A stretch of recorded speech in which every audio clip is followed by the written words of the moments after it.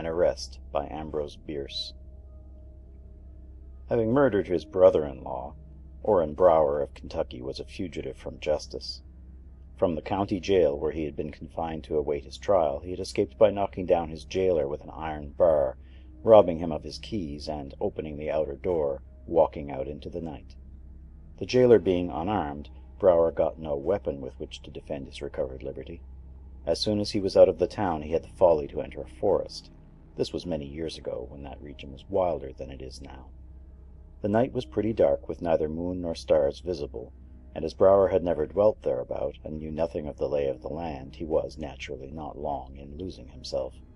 He could not have said if he were getting farther away from the town or going back to it, a most important matter to Orrin Brower.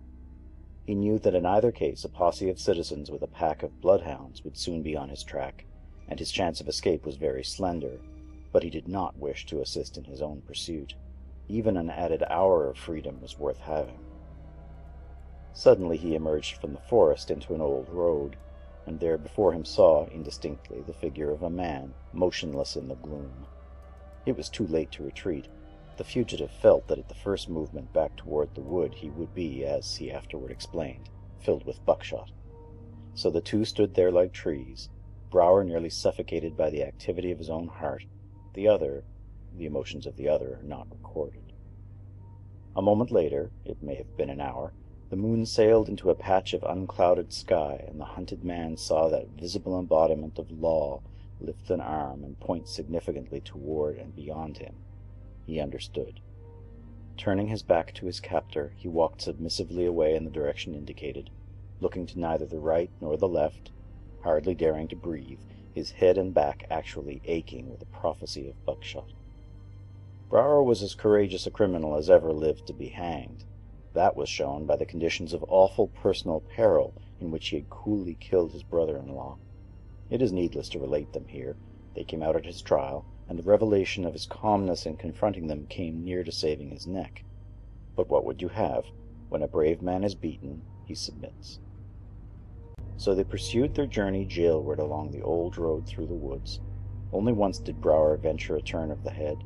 Just once, when he was in deep shadow, and he knew that the other was in moonlight, he looked backward. His captor was Burton Duff, the jailer, as white as death, and bearing upon his brow the livid mark of the iron bar. Orrin Brower had no further curiosity. Eventually they entered the town, which was alight but deserted. Only the women and children remained, and they were off the streets. Straight toward the jail the criminal held his way.